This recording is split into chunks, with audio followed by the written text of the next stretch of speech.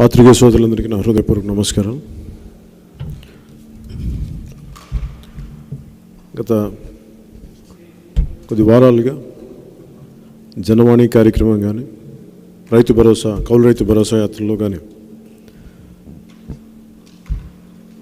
చాలా కొత్త సమస్యలు, బాధలు, కష్టాలన్నీ మా దృష్టికి వచ్చినాయి. ఈరోజు జరిగిన ఈ పిఎస్సి కీలకమైన నాయకులందరితో కూర్చొని మాట్లాడిన దాంట్లో 2008 నుంచి కూడా మేము చేసిన ప్రయాణం ఏంటి, అప్పుడు ఉన్న రాజకీయ ప్రస్థానంలో ఏమేమి చూసాం, వాటి నుంచి మేము నేర్చుకున్న అంశాలు ఏంటి, ఏమి చేయకూడదు, ఎలాంటి వ్యక్తులు ఉంటే ఏం జరుగుద్ది, వీటన్నిటి మీద చాలా మనం కూడా ఎలా తప్పుంటే మనం ఎలా సరిదిద్దుకోవాలని చాలా కూలంకషంగా దీని గురించి చర్చించుకున్నాం. కీలకంగా చెప్పింది ఏంటంటే, చాలా దెబ్బతిన్న తర్వాత కూడా రాజకీయాల్లో తిరిగి జనసేన పార్టీ ఆవిర్భావానికి మూల కారణం, ముఖ్య కారణం ఒకటి, ఆంధ్రప్రదేశ్ రాష్ట్ర విభజన తర్వాత ఆంధ్రప్రదేశ్ అభివృద్ధికి దూరం అయిపోతుంది, రాజధాని లేని ఊరే రాష్ట్రం అయిపోయింది. అలాగే 14 పైగా బీసీ కులాలకి అక్కడ గుర్తింపు లేకుండా పోయింది తెలంగాణలో. రాజధాని లేదు, సరైన పెట్టుబడులు సరిగ్గా రావట్లేదు. వీటన్నిటిని దృష్టిలో పెట్టుకొని ప్రయాణించిన ఈ ప్రస్థానం ఇప్పుడు ఈ విధంగా వైసీపీ వచ్చిన తర్వాత నిజంగా 151 మంది వచ్చినప్పుడు, ఎమ్మెల్యేలు ఉన్నప్పుడు, 25 మంది పైగా ఎంపీలు ఉన్నప్పుడు చాలా అద్భుతం జరుగుద్ది. మేము ఓడిపోయి ఉండొచ్చు కాక, కానీ ఇంకొకరు గెలిస్తే అసూయపడే వ్యక్తులం కాదు. చాలా బలంగా రాష్ట్రాన్ని ముందుకు తీసుకెళ్తారు. వారికి సంబంధించిన వ్యక్తులు కూడా నన్ను వైసీపీ వారి ముఖ్యమంత్రి ప్రమాణ స్వీకారానికి నన్ను ఆహ్వానం చేస్తే వారికి ఒకటే తెలియజేశాను, శుభాకాంక్షలు తెలియజేస్తూ మేము ఒక కన్స్ట్రక్టివ్ అపోజిషన్గా ఉంటాం అని స్వయంగా వాళ్ళకే చెప్పాను. అదేవిధంగా పాటిస్తూ వచ్చాం ఇప్పటిదాకా.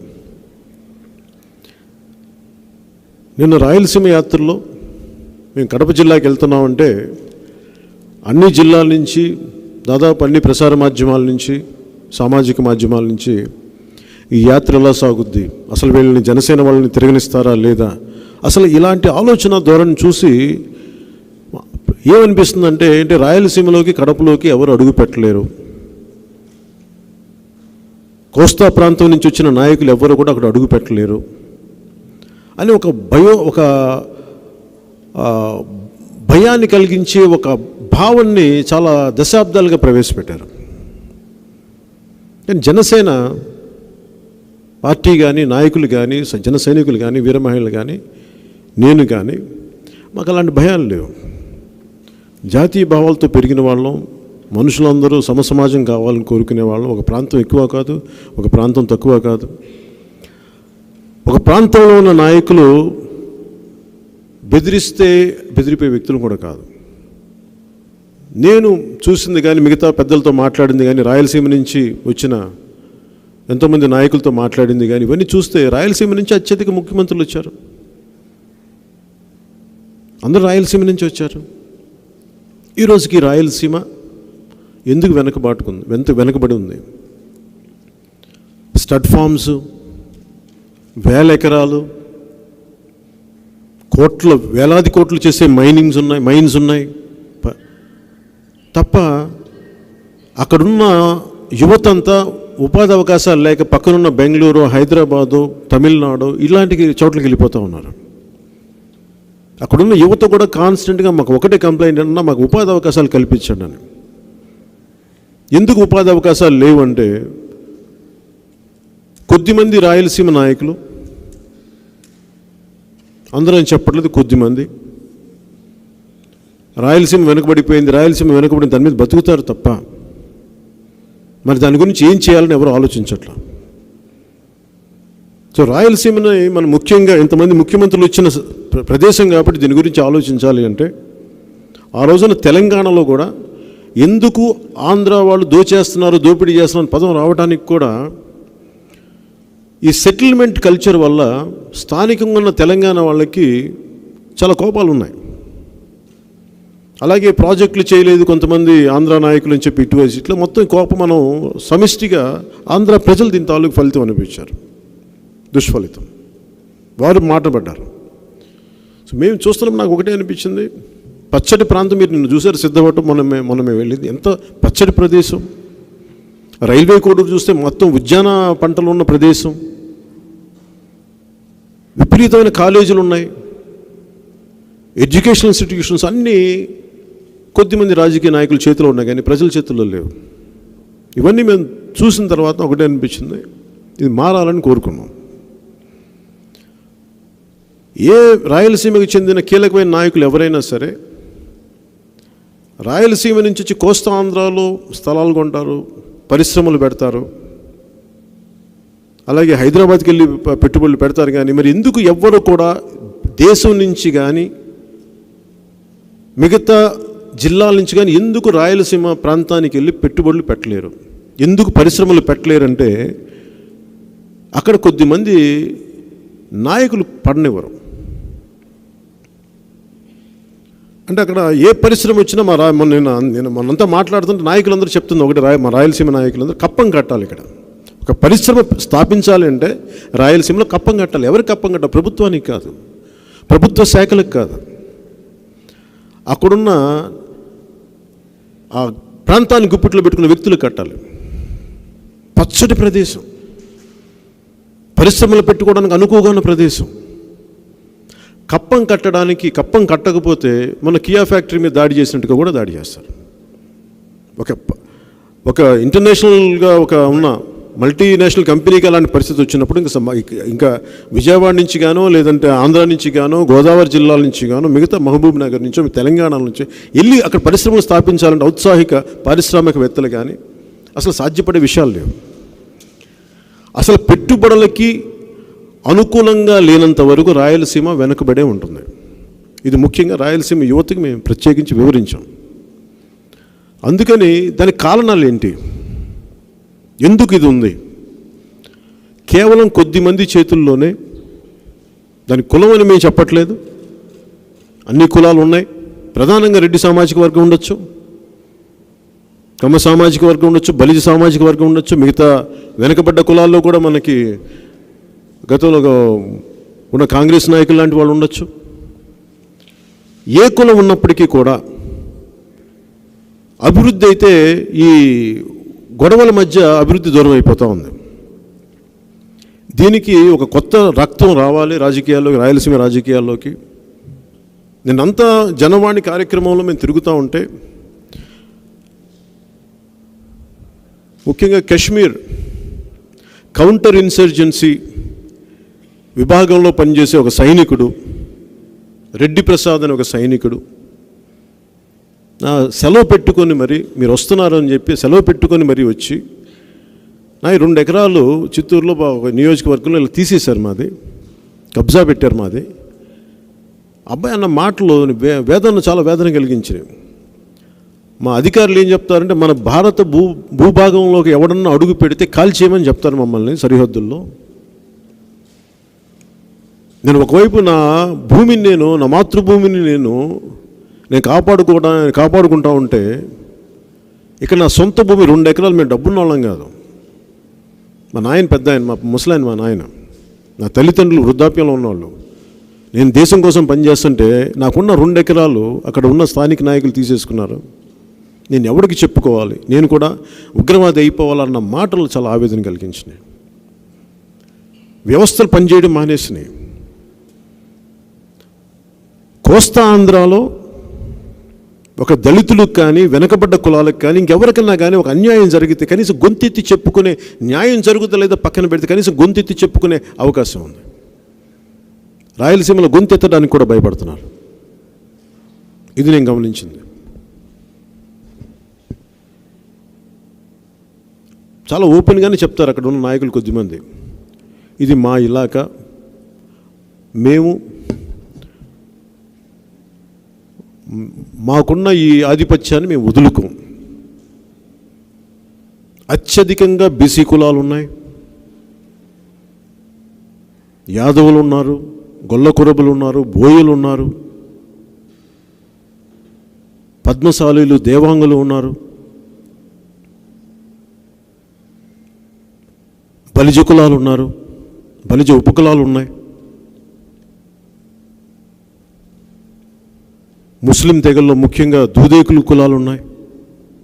వీళ్ళెవ్వరికీ కూడా ఇలా ఇత్యాదిగా చాలా కులాలు ఇట్లాంటివి, యాదవ కులస్తులు ఉన్నారు.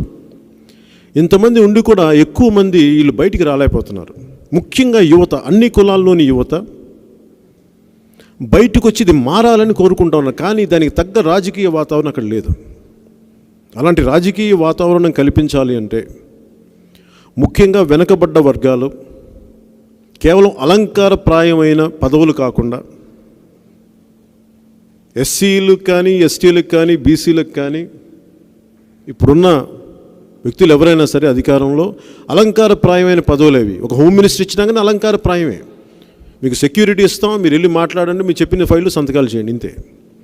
నిజంగా స్ట్రాంగ్గా ఎంపవర్ చేయగలిగే, వాళ్ళ సాధికారతని సంపూర్ణంగా ఇవ్వగలిగే పరిస్థితి ఇప్పుడున్న వాళ్ళకి లేదు. సో ఇవన్నీ చాలా అందుకనే 2008 ప్రస్థానం ఎందుకు చెప్పారంటే, ఆ రోజున మేము వచ్చింది అధికారం చూడని కులాలకి,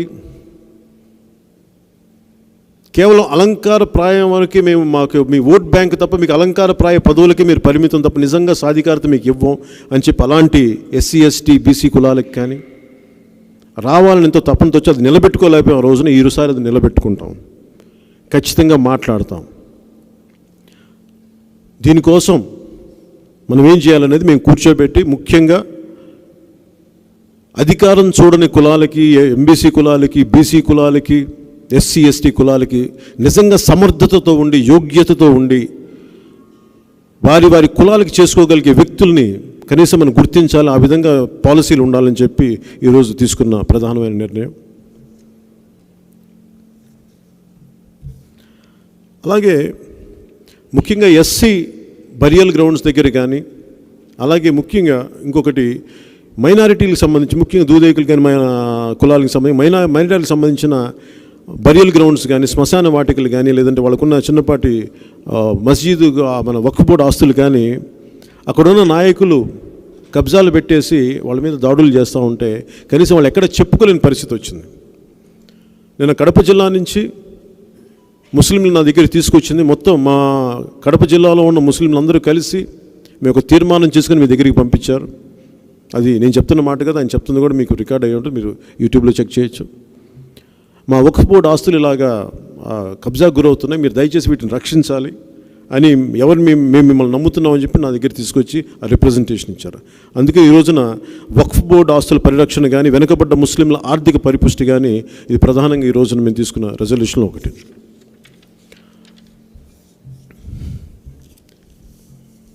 ఇంకోటి, ఎక్కడికి వెళ్ళినా చాలా కాలం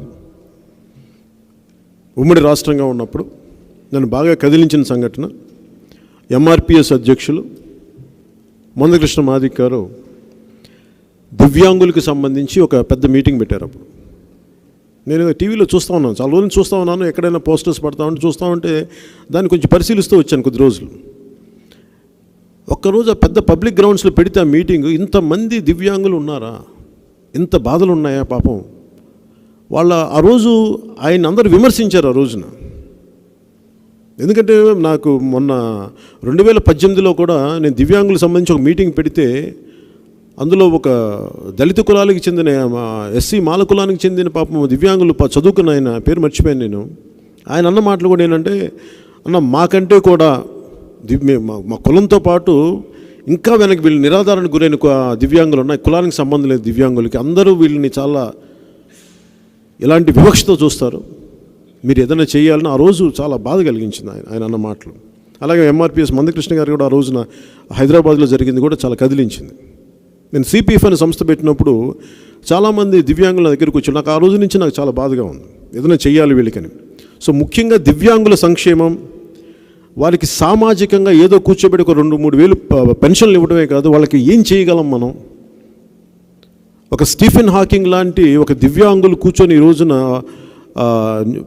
అంత అద్భుతమైన ఆయన న్యూక్లియర్ ఫిజిక్స్కి ఒక ఫిజిసిస్ట్, ఆస్ట్రోఫిజిసిస్ట్కి ఫిజిక్స్ మీద ఆయన ఎన్ని ప్రతిపాదించిన థియరీస్ కానీ ఇవన్నీ అలాంటి మేధావులు ఉన్న ఎంతోమంది దివ్యాంగులు మేధావులు ఉన్నారు. అలాంటి మనలో కూడా చాలామంది చదువుకున్న వాళ్ళు ఉన్నాం. చెప్తా ఉన్నారు నిన్న, మేము చదువుకున్నాం, మాకు ఎంసీఏలు చదువుకున్నాం, మాకు ఉద్యోగాలు లేవు, మాకున్న ఈ పరిస్థితి వల్ల మాకు గుర్తింపు రావట్లేదంటే వీటిని చాలా కీలకంగా మనం కూర్చోబెట్టి వీళ్ళకి చాలా బలమైన పాలసీ చేయాలి.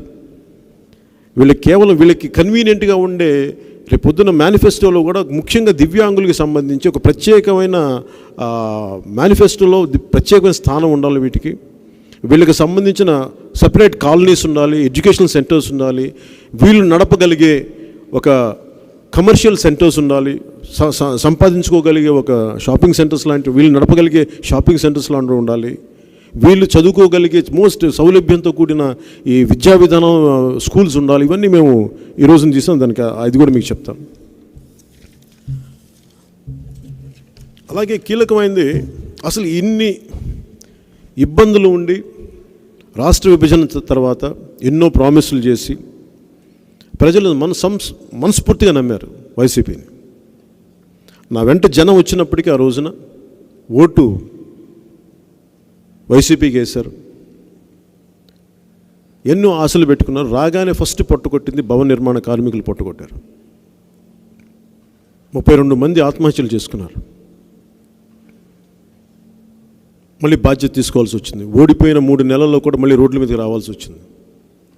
ఆ రోజు నుంచి ఈ రోజు దాకా ప్రజలు ఒక్కొక్క సమస్యని మా దగ్గరికి తీసుకొస్తూనే ఉన్నారు. ఒకసారి ఎంత ఓవర్వెల్మింగ్గా ఉంటుందంటే, ఎన్ని సమస్యలు ఉన్నాయంటే వైసీపీ క్రియేట్ చేసేది ఒకసారి మర్చిపోతారేమన్నంత, అంటే అన్ని సమస్యలు ఉన్నాయి. కాంట్రిబ్యూటరీ పెన్షన్ స్కీమ్ని రద్దు చేస్తామని చెప్పి దాన్ని వదిలేశారు. మద్య నిషేధం అని చెప్పారు. అసలు ఫీజు రీయింబర్స్మెంట్కి అసలు మీకు ఇబ్బందులు ఉండవని చెప్పారు. అసలు ఇన్ని అవకతవకల మధ్యలో అన్నిటికంటే కూడా ప్రతి మీద అప్పు పెట్టేశారు, ప్రతి ఒక్కరి మీద. చిన్నప్పటి నుంచి మేము చదువుకుంటుంది తాకట్లో భారతదేశం, తరిమిల నాగిరెడ్డి గారు రాసిన పుస్తకం నుంచి మేము రోడ్ల మీద చూస్తున్నప్పుడు చిన్నప్పుడు ఈ అప్పు ఎలా ఉంటుందని మాకు అర్థమయ్యేది కాదు. నేను అడిగాను చిన్నప్పుడు, మన అప్పు కట్టాలమ్మా అని. కానీ మాకు తర్వాత అర్థమైంది ఏంటంటే, మనం ఎంత డబ్బు సంపాదించుకున్నా, అంటే అప్పు అనేది రాష్ట్రం మీద ఉన్న అప్పు మనం సగటు మనిషి మీద ఎలా చూపిస్తుంటే వాళ్ళ జీవన పరిస్థితులు మారవు. ఎంత డబ్బులు సంపాదించినా 10,000 సంపాదిస్తే నువ్వు 1,000 రూపాయలు సంపాదించినట్టు ఎట్లా ఉంటుందో. ఎందుకంటే 5,000 అయిపోయి ఉంటుంది ఇంటి అద్దె, కూరగాయలు పెరిగిపోయి ఉంటాయి, పెట్రోల్ రేటు పెరిగిపోయి ఉంటుంది. ఇవన్నీ పరిస్థితులు చూసి, అలాంటిది మనకి ఇంటర్నేషనల్గా పెరిగే ఒక నేషనల్ లెవెల్లో పెరిగే ఇన్ఫ్లేషన్తో పాటు వీళ్ళు స్వయంకృతాపరాధం వల్ల అభివృద్ధి లేకుండా కేవలం అప్పులను చూపించే సౌభాగ్యం చూపించి ఇది ప్రజలందరి మీద పెట్టే ఈ అప్పు ఈ రోజున ఏ స్థాయిలో ఉందంటే, ఉదాహరణకి వాహన మిత్ర అని ఒక 10,000 రూపాయలు ఇస్తారు సంవత్సరానికి. ఆటో డ్రైవర్లు చెప్తున్నా, మీరు 10,000 ఇస్తున్నారు, మా దగ్గర నుంచి 16,000 తీసేసుకుంటున్నారు. ఎలా 16,000 అని 10,000 ఈ చేతి ఇస్తున్నారన్న, ఈ చలాన్లు అని చెప్పి ఫిట్మెంట్ ఫీజులు అని చెప్పి తీసుకుని మా దగ్గర నుంచి అదనంగా 6,000 తీసుకుంటా ఉన్నారు. ఇంకా చిన్న చిన్న ట్రాఫిక్ వైలేషన్స్ కాకుండా మాకు ప్రయోజనం లేదనేది. ఫీజు రీయింబర్స్మెంట్ ఎస్సీ ఎస్టీ విద్యార్థులకు కానీ విదేశీ విద్యా పథకం ఆ రోజు ఇవి కూడా ఆపేశారు. 15 లక్షలు ఇవ్వాల్సింది మీరు ఒకసారి కంట్రీకి వస్తే 7 లక్షలు ఇస్తాం. ఇలా ఒకటి కాదు, పాపం అనేక పరిస్థితులు. మైనారిటీ విదేశీ విద్యా విధానం కానీ, అలాగే పీజీ హాస్టల్స్ కానీ తీసేసిన విధానం కానీ, ఇవన్నీ చూస్తే ఎక్కడో ఇంకా మారాలి. అందుకని వచ్చే ఎన్నికలకి కీలకమైంది జనసేన వైపు నుంచి వైసీపీ విముక్త ఆంధ్రప్రదేశ్ ఉండాలని మేము కోరుకుంటున్నాం. ఆ దిశగానే వచ్చే ఎన్నికల్లో మా వ్యూహాలు ఉంటాయి. అది ఎలా కలవాలి, ఏం చేయాలి, అది ఆ రోజు ఆ పరిస్థితులను బట్టి. ఎట్టి పరిస్థితుల్లో వైసీపీ అనేది ఆంధ్రప్రదేశ్ రాష్ట్రానికి హానికరమైనది. ఎస్సీ ఎస్టీలకు ఈ రోజు వరకు పౌరుషం లేదు వీళ్ళెవరికి. తెలంగాణ నాయకుల చేత ఆంధ్ర నాయకులు చీకొట్టించుకున్నారు, ప్రజల్ని తిట్టించారు. ఈ రోజుకి ఆంధ్రప్రదేశ్ మ్యాప్లో ఆంధ్రప్రదేశ్ రాజధాని అంటే ఆంధ్రప్రదేశ్ రాజధాని లేదు. సిగ్గు లేదు ఎవరికి, పౌరుషం రాదు ఎవరికి. ఇలాంటి పరిస్థితుల్లో ఆంధ్రప్రదేశ్ని తిరిగి నిలబెట్టాలి, జాతీయ స్థాయిలో దీని స్థాయి చూపించాలి అని అంటే మేము ఒకటే నిర్ణయించుకో, మాకు జీవితంలో ఇప్పుడు దాకా కొద్దిమంది అధికారం కోసం కొట్టుకుంటూ ఉన్నారు. దీని కులం అని నేను పేరు పెట్టలేను, కానీ వ్యక్తుల సమూహం అనే పెట్టగలం మేము. ఇంకా నేను కూడా సగటు కుల నాయకులాగా నేను మాట్లాడలేను.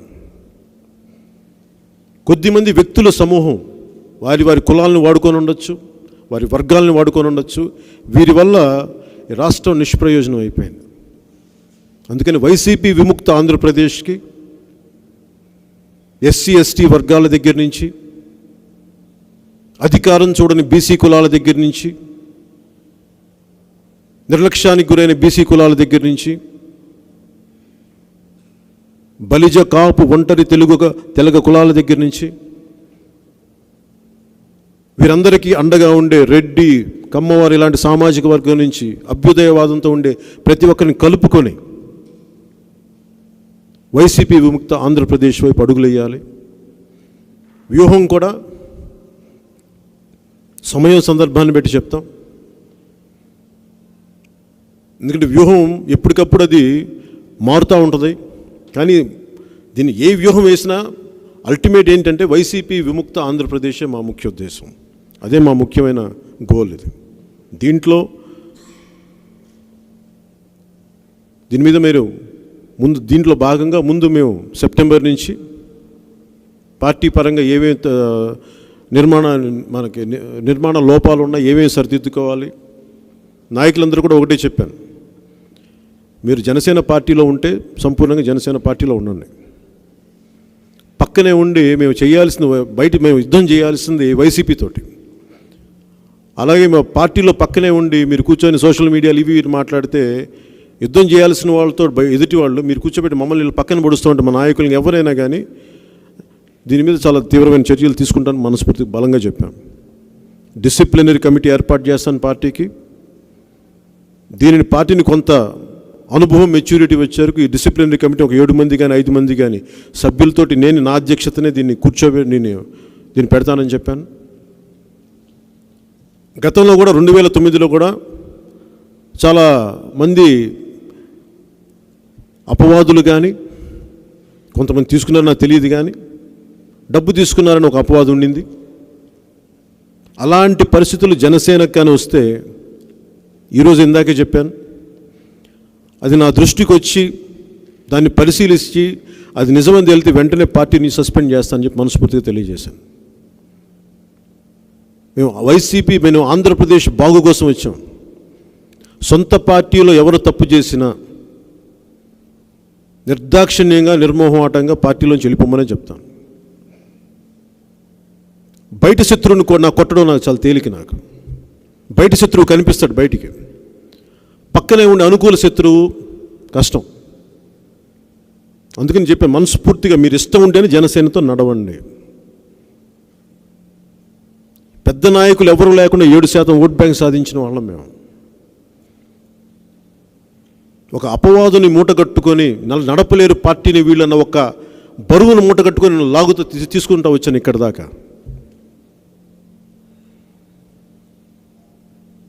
10 సంవత్సరాలు దాటింది, 12 సంవత్సరాలకు అడుగుపెట్టాం. దాదాపు 13-14 సంవత్సరాలు అవుతాయి. సో బలంగా తీసుకెళ్తాం. ప్రతికూల పరిస్థితుల్లో పార్టీ పెట్టిన వాళ్ళం, అనుకూలంగా లేకపోయినప్పటికీ రాజకీయ పార్టీని చాలా బలంగా తీసుకెళ్తున్నాం. ఇప్పుడు నా కోరిక ఒకటే, మా జనసేన పార్టీ ఆశయం ఒకటి. ఈరోజు మేము ఇందాక చాలా కీలకంగా ఏం చెప్పానంటే, పార్టీలో జనసేన కానీ దీన్ని కులస్వామ్యం కానీ, ఇది ప్రజాస్వామ్యం, ఇది కులస్వామ్యం కాదని చెప్పాను. కేవలం ఒక్క కులమే ఓన్ చేసుకోవడానికే ఏ పార్టీ నడవదు. కాంశీరామ్ గారి మనకి బహుజన్ సమాజ్ పార్టీ కూడా కేవలం దళితులు, కొద్దిమంది ఎంబీసీలు, బీసీలతోనే నడుపుదామంటే ఆఖరికి అది ఏ బ్రాహ్మణులు అయితే ద్వేషించారో ఆ బ్రాహ్మణులతోనే చేతులు కలపాల్సి వచ్చింది, ఆ బ్రాహ్మణ సమాజంతోనే. అందుకని రాజకీయాల్లో కేవలం ఒక్క కులం మీద ఎవరు పార్టీ నడపలేరు, వైసీపీతో సహా. సో జనసేన కూడా ఆవిర్భావం నుంచి నేను చాలా స్పష్టంగా ఉన్నా, అన్ని కులాలు బాగుండాలి, ఆంధ్రప్రదేశ్ అభివృద్ధి చెందాలి అంటే అన్ని కులాలు బాగుండాలి. కులాల్ని వర్గశత్రువులుగా ప్రకటించలేము. ఇవన్నీ చూసి నేను చాలా స్పష్టంగా రాజకీయాల్లోకి వచ్చాం. బలంగా తీసుకెళ్తాం. ప్రత్యేకించి ఇదే చెప్పాను మా నాయకులకు కూడా, ఎవరైనా సరే ఇబ్బంది పెడితే దయచేసి మీరు ఎందుకు బాధపడి నన్ను తిట్టి మమ్మల్ని తిట్టి మీరు ఎందుకు బాధపడతారు? అలాంటి ఎవరన్నా అంటే మీరు ఆలోచించుకొని దయచేసి పార్టీలోంచి వెళ్ళిపోయి వేరే పార్టీలో జాయిన్ అవ్వండి. నాకు చాలా సంతోషం. మీరు బయట పార్టీలకు వెళ్ళి తిడితే నాకు ఆనందం. అట్లీస్ట్ నా శత్రువు బయట ఉన్నట్టు నాకు తెలుస్తుంది. అంతేగా నన్ను గన్ పాయింట్లో పెట్టి మొహమాటాలు పెడితే నేను రాజకీయం చేయనట్ల. పోయినసారి అలా చేస్తేనే అలా జరిగింది. ఈసారి అలాంటి తప్పులు జరగవు. అందుకని చాలా క్రమశిక్షణతో పార్టీ నాయకులు ఉండాలి, పార్టీ కార్యకర్తలు ఉండాలి, నాయకురాళ్ళందరూ ఉండాలి, నాయకులు ఉండాలని మనస్ఫూర్తి చేసి ముందు మా పార్టీ రాష్ట్రాన్ని సరిదిద్దబోయే ముందుగా ఒకటే చెప్పుకున్నాను, మా పార్టీలో ఉన్న ఏవైతే లోటుపడిన అవి సరిదిద్దుకుంటాం. అవి సరిదిద్దుకొని వాటిని సరిదిద్దుకుంటూ ఆంధ్రప్రదేశ్ ఒక అద్భుతమైన రాష్ట్రంగా తీర్చిదిద్దడానికి జనసేన ఏ విధంగా వైసీపీ విముక్త ఆంధ్రప్రదేశ్కి ఎలా ముందుకు తీసుకెళ్తామని చెప్పి మొత్తం మేము తెలియజేసి ఈ విధంగా మీకు ఈ 4 రెజల్యూషన్స్ మీకు తెలియజేశాను. మీరు మనస్ఫూర్తిగా మీ అందరికీ ఇక్కడికి వచ్చినందుకు ధన్యవాదాలు తెలుపుకుంటున్నాను.